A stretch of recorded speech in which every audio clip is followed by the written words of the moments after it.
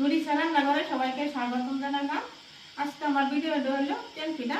আর তেল পিঠাটা কীভাবে বানাইছি শুধু জাউরান জানাইছি, জাউরান যা তেল পিঠাটা বানাইছি আর একদম নরম তুলতুল হয়েছে, খুব সুন্দর। আর কীভাবে পিঠাটা বানাইছি আপনারা আমার ভিডিওটা দেখবেন। একটা পিঠা ভাঙিয়ে মধ্যে খাই, দেখেন যে পিঠাটির ভিতরে কত সুন্দরভাবে ফুলছে, দেখলেই বুঝবেন। এটার ভিতরে জায়গা নাই, ব্যাগটা খুললে এত সুন্দরভাবে পিঠাটি ফুলছে ভিতরে, তো ওই যে দলা দলা কাইতে থাকে কিছু নেই আমার, এত সুন্দরভাবে পিঠাটি ফুলছে। আর এরম একদম নরম হয়েছে পিঠাটি। তেল পিঠা বানাবার লাগে আমি আজকে প্রথমে কি করছি, এই যে একটু সুজি রাখ জ্বালাইছি, এই যে দেখো মানে এর থেকে 2 চামচ সুজিটা, ব্যাগটা দিতাম না।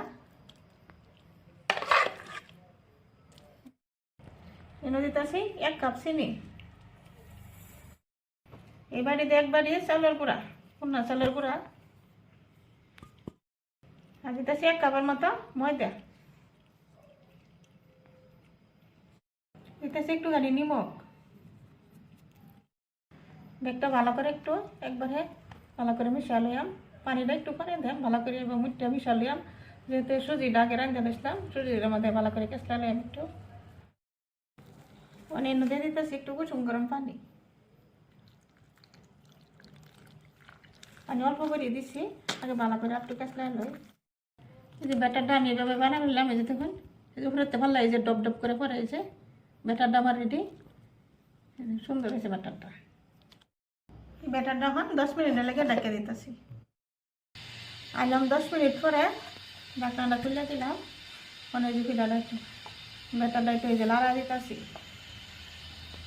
ভালো করে লাড়া দিতেছি একটু। গ্যাসের মধ্যে একটা কেরার মধ্যে তেল দিয়ে দিলাম, আর তেলটা ভালো করে গরম করে নিচ্ছি। আর এই যে ব্যাটারটা একটু লাড়াই নিতেছি, লাড়াইলে দেখি 1 চামচ ব্যাটার নিতেছি নইয়া লবণ ঢেলে দেয়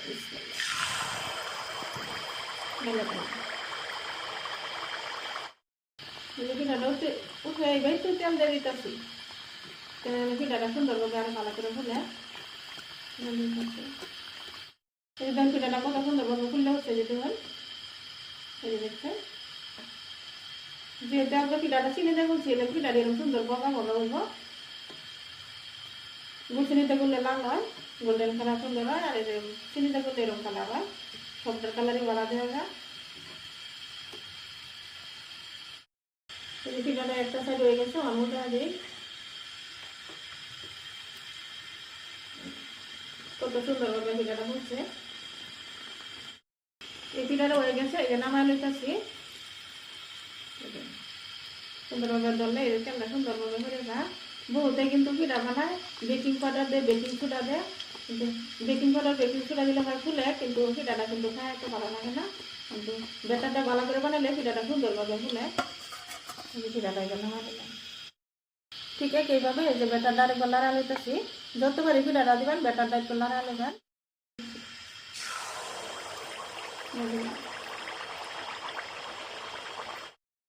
এই যে এই পিঠাটা চালিয়ে দিতেছি।